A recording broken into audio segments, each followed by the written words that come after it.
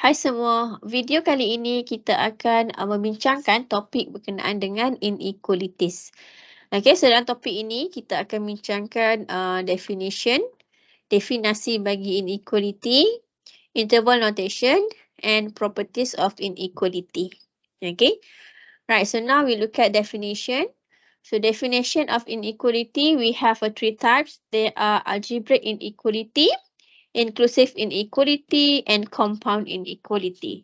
Okay, so algebraic inequality is a solution for value of x that satisfy the equation which expressing them by graphing on number line and interval notation. Okay, so untuk algebraic inequality, dia adalah nilai-nilai x yang kita boleh gunakan untuk sesuatu equation. Okay, so contoh bagi algebraic inequality, katakan nilai-nilai x. Katakan kita ada function f of x equals to 1 over x and x does not equal to 0. So, apakah nilai-nilai x? Katakan x adalah lebih besar daripada kosong. So, bila lebih besar daripada kosong, maknanya nilai-nilai x dekat sini adalah sentiasa lebih besar daripada kosong. So, untuk menunjukkan inequality yang ini, kita juga boleh present dalam bentuk graphing on number line. So, graphing on number line like this, macam ni. So, kita ada number line. So, along this line, values of x. Dia adalah nilai x. Okay, bila dikatakan x lebih besar daripada kosong, maksudnya nilai-nilai x berada di sebelah kanan. Okay, katakan ni kosong. So, nilai-nilai x berada di sebelah kanan. So, daripada sini, dia bergerak ke kanan. So, number line kita ada kiri dan juga kanan. Kosong berada di tengah-tengah. Okay, so bila nilai-nilai x bergerak ke sebelah kanan, maknanya dia menuju ke arah positif infinity. Okay, so maknanya nilai-nilai x adalah sentiasa lebih besar daripada kosong.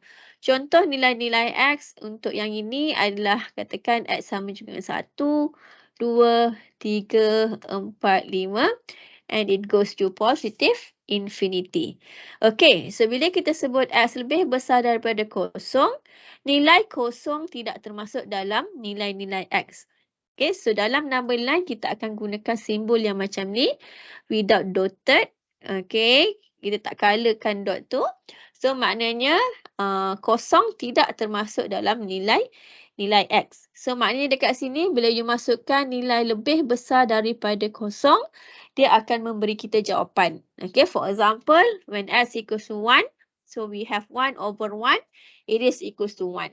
Okay, 1 over 2. And then 1 over 3 and so on. Itu maksud dia.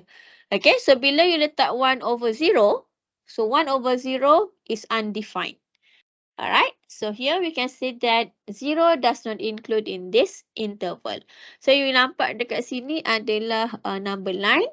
So kalau kita nak letakkan dalam interval notation, dia akan jadi x equals to 0 and infinity. It goes to infinity. So kita gunakan bracket yang macam ni. So ini kita panggil sebagai open bracket. Okay, so yang ini number line, yang ini adalah interval. Okay, so next we look at inclusive inequality. So inclusive inequality denoted by closed dot on the number line and square bracket in interval notation. Okay, alright, so masih lagi kita ambil f of x 1 over x. Equation yang ini Okay, so kat sini let's say we have untuk inclusive inequality, nombor tersebut termasuk dalam nilai-nilai x. So contoh x is greater than or equal to 1. X is greater than or equal to 1 for this function which is 1 over x. So 1 over x, so the values of x is always greater than or equal to 1. Okay, so bila kita bentukkan ataupun present dalam number line, this is a number line, so this is a 0. Okay, so kita colorkan bulat tu. 0, 1. So this is a 1. Kat sini 1. So maknanya bila nak letakkan dalam number line, so dia akan jadi macam ni lah, dotted line, and it goes to infinity. Okay, which is s is greater than equal to 1. So maksudnya nilai 1 ni termasuk dalam nilai-nilai x lah. Alright. Okay. Positive infinity. So dalam bentuk interval, dia akan jadi 1 and it goes to infinity. So 1 is included in the x values. Sebab tu dia kata tadi close dot. So close dot yang ini. Alright. And this one is interval. Kita gunakan square bracket. So square bracket dia ada macam ni. Ada begini. So the maximum is tidak termasuk. Okay, and then we have minimum value of x tidak termasuk, tetapi untuk maximum termasuk. Ada bracket macam ni. Both include, kita gunakan yang ini. Okay, so maksudnya kat sini dia ada minimum value for x is A, maximum is B. So A and B are include in this inequality. And then we have A, so A include, B does not include. And A does not include, and B is include in the interval of x. Itu maksudnya. So dalam untuk yang ini inclusive inequality, kita gunakan square bracket.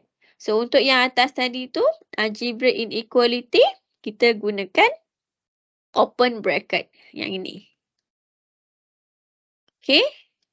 Alright. Okay, so next compound inequality. So compound inequality dia ada end point. Okay, end point, maximum point and minimum point dan juga maximum point, dia ada end point. Kita panggil end point. So untuk compound inequality ni kita boleh gunakan juga perkataan and dan juga perkataan or. Okay. So contoh di sini compound inequality, katakan kita ada x is greater than 0, l less than 1. Okay, so maksudnya nilai-nilai s antara 0 ke 1.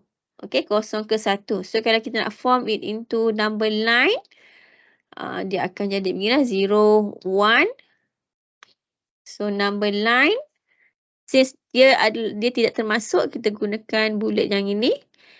Okay, so nilai-nilai x antara 0 ke 1. Okay, so contohnya 0.005, 0.009 and so on. So untuk nilai-nilai x dia di antara 0 dan juga 1. Okay, so yang ini kita panggil sebagai end points.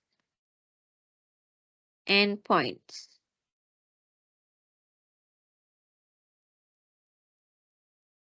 Okay.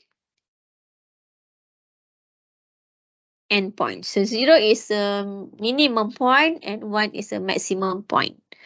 Alright. So kita boleh juga gunakan perkataan and ataupun or. Okay.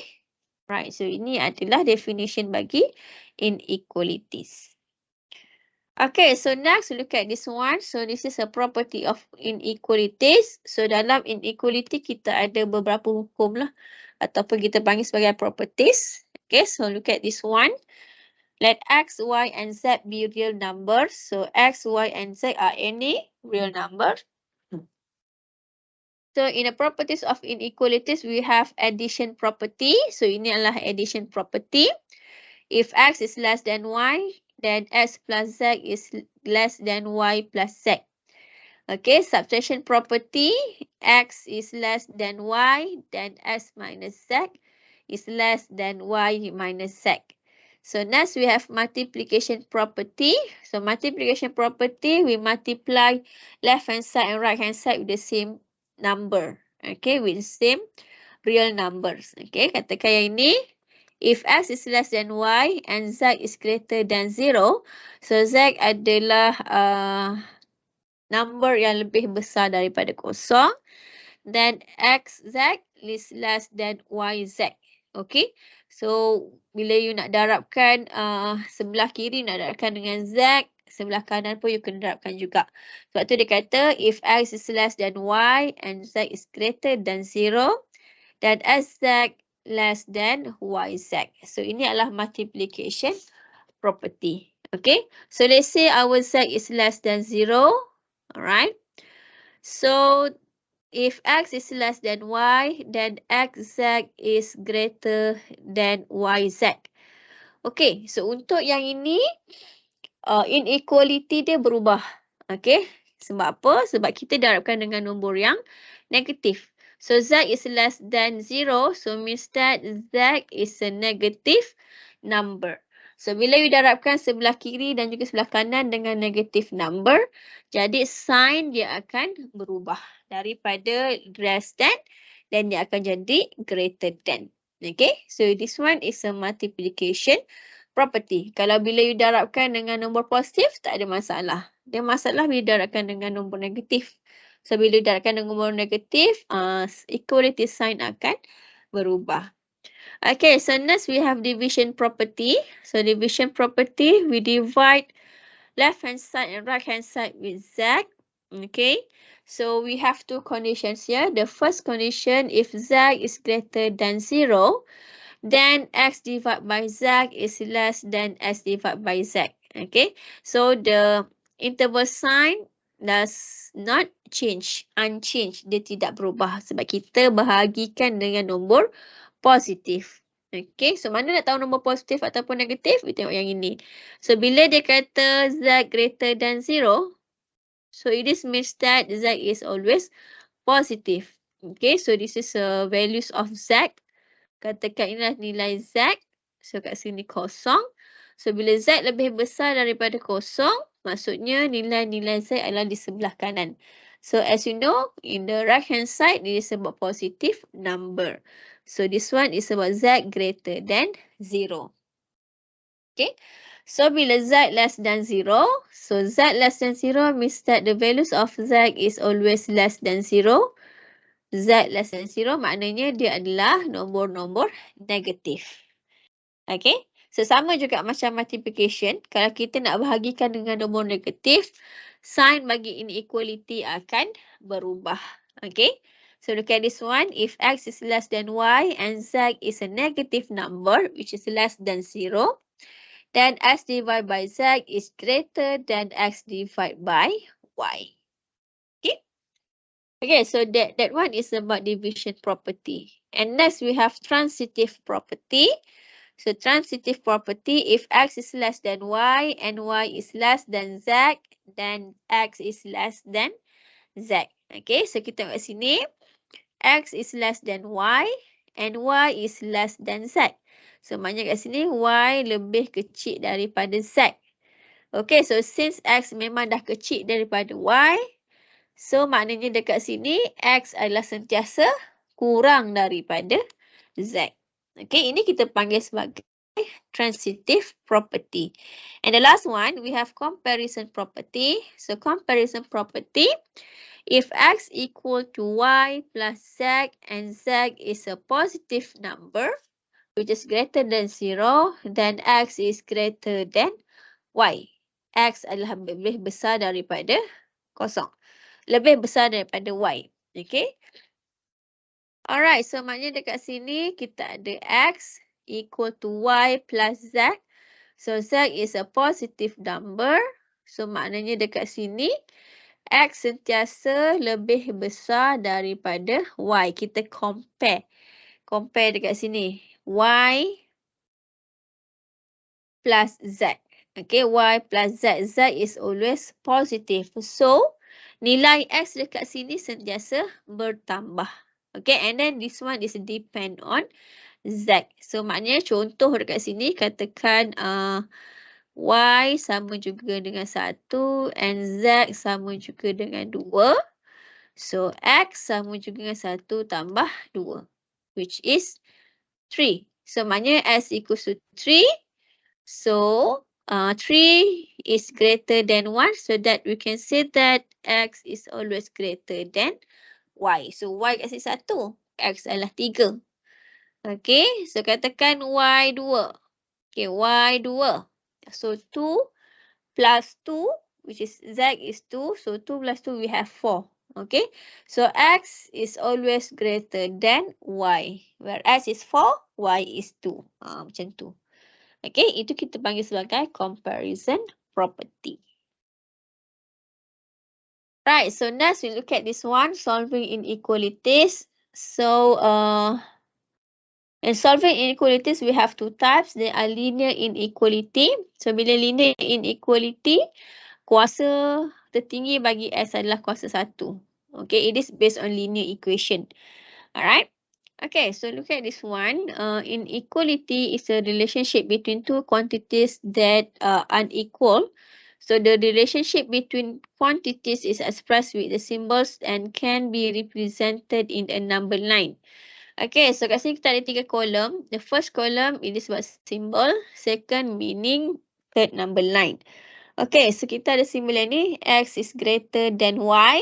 So, it is means that X is greater than Y. So, untuk inequality, kita ada 2 simbol. Yang ini adalah greater than. Greater than. So, this one is less than.